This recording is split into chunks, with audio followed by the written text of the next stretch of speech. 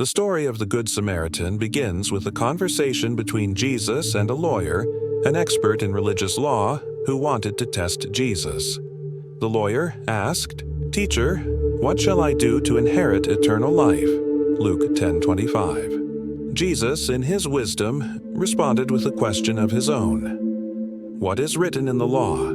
How do you read it?"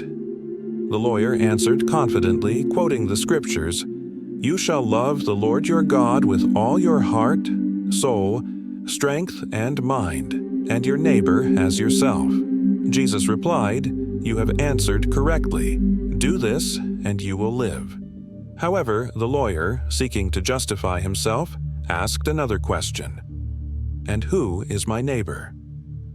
This simple but profound question set the stage for Jesus to share a parable that would challenge societal norms and the deeply rooted prejudices of the time.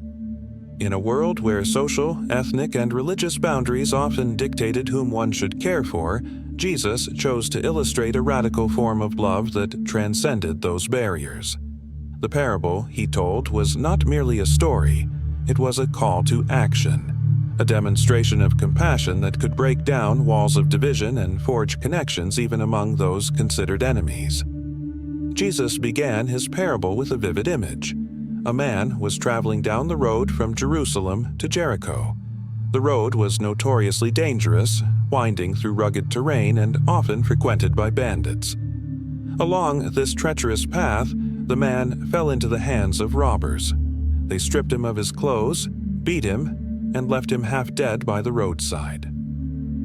The image was stark, a helpless man, bleeding and abandoned, representing not just physical suffering but also the desperation of the human condition. As the man lay there, hope seemed distant, but soon footsteps could be heard approaching. A priest happened to be going down the same road.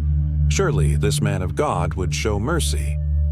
Yet, to the listener's surprise, the priest crossed to the other side of the road and continued on his way. Not long after, a Levite, another religious figure, came to the spot. He too saw the wounded man and passed by on the opposite side. These actions were shocking, for if anyone should have extended a helping hand, it would be those who represented the faith. Their neglect left the man's fate in the hands of an unlikely source. Enter the Samaritan. To understand the gravity of this moment, one must grasp the cultural tension between Jews and Samaritans. The Samaritans were considered heretics and outcasts by the Jewish community. The animosity between the two groups ran deep, marked by generations of mistrust and animosity. Yet, when the Samaritan saw the injured man, something stirred within him: compassion. He did not see a Jew or an enemy. He saw a fellow human being in need. The Samaritan went to the wounded man, tending to his injuries by pouring oil and wine on his wounds, then bandaging them. He didn't stop there. Lifting the man onto his own donkey, he transported him to an inn, where he took further care of him. This act of mercy was more than a fleeting gesture. It was a commitment. The Samaritan showed that love knows no boundaries, and true compassion is not limited by cultural or religious lines.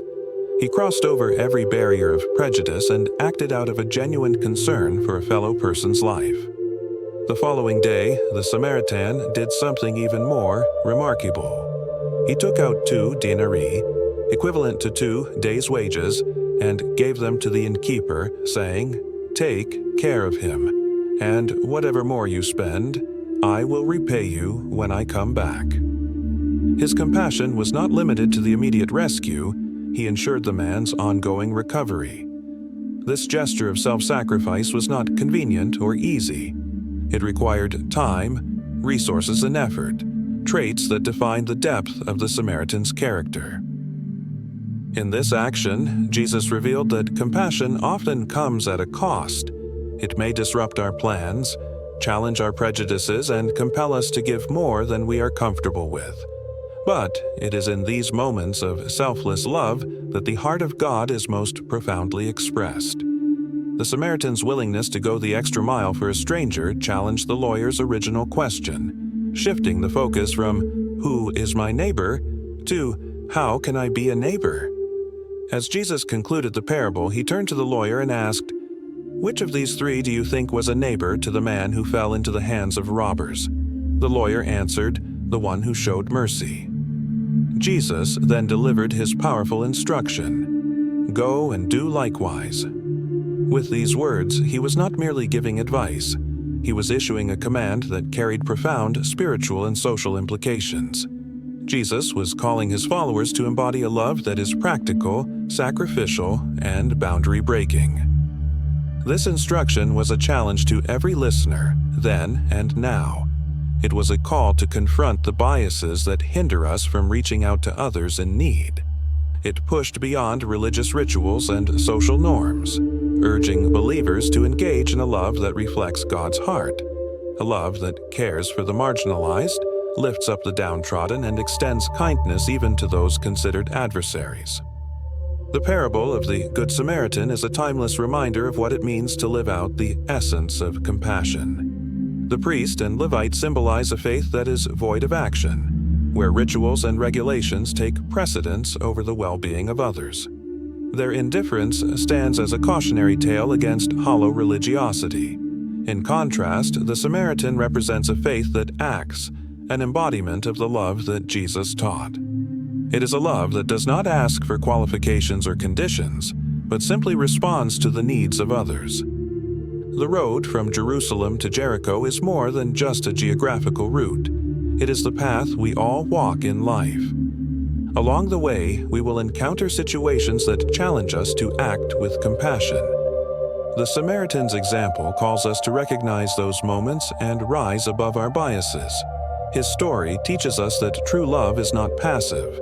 It reaches across social boundaries and touches the lives of those who are suffering, regardless of who they are or where they come from. The act of the Samaritan reveals the heart of God's compassion. It is a compassion that is willing to get messy, to cross cultural and social divides, and to make sacrifices for the well-being of others. It is a love that sees beyond labels and instead sees the shared humanity in all. This boundary-crossing compassion challenges us to reflect on our own lives. Do we, like the Samaritan, extend love to those who are different from us? Do we let our hearts be moved by the suffering of others, even if they are strangers or people we might not typically associate with? Jesus' teaching here is not limited to religious doctrine. It is a mandate for living a life that mirrors his own. The call to go and do likewise urges us to become active participants in God's mission of love and restoration in the world. It is an invitation to break down the walls that separate us and build bridges of understanding, care, and unity. Today, our world is filled with modern-day roads to Jericho, situations and places where people are hurting, marginalized, and in need of compassion. The story of the Good Samaritan asks us to examine our own responses. Are we like the priest or the Levite, choosing the path of least resistance? Or are we willing to be like the Samaritan, stepping outside our comfort zones and allowing ourselves to be used as instruments of God's grace? The parable compels us to see every person as worthy of love, regardless of their background or beliefs. It invites us to take concrete steps toward alleviating suffering wherever we find it. By embracing this call, we can transform the world around us, one act of kindness at a time. The story of the Good Samaritan has endured through the ages because it speaks to a universal truth, the power of compassion to transcend differences and heal wounds. This legacy calls each generation to pick up the mantle and continue the work of extending mercy. It challenges society to create environments where care for the vulnerable is not an option, but a priority. It inspires us to be catalysts for change, embodying the boundless compassion that Jesus illustrated so profoundly in this parable. The legacy is not just the story itself, but the way it moves people to act in their own lives. It is about becoming living testimonies of the same love that the Samaritan showed, making the world a better place by being attentive to the needs of those around us. In every generation, the call remains to love others as ourselves and to reach out in mercy, crossing every boundary in the name of compassion. The parable of the Good Samaritan goes beyond a tale of kindness. It is a call to live a life defined by compassion that knows no boundaries. In every act of mercy, we embody the love of Christ, breaking down barriers and mending the brokenness of our world. This story is more than a lesson. It is a way of life, one that challenges us to always see beyond the surface and to respond with love wherever there is need. What storms are you facing today? Remember that just as the Good Samaritan reached across barriers to bring healing, God calls us to show that same compassion in our lives. His promises are eternal, and His love never fails. Share your thoughts in the comments. How has God shown His faithfulness in your life? And don't forget to subscribe for more inspiring biblical stories that uplift your faith.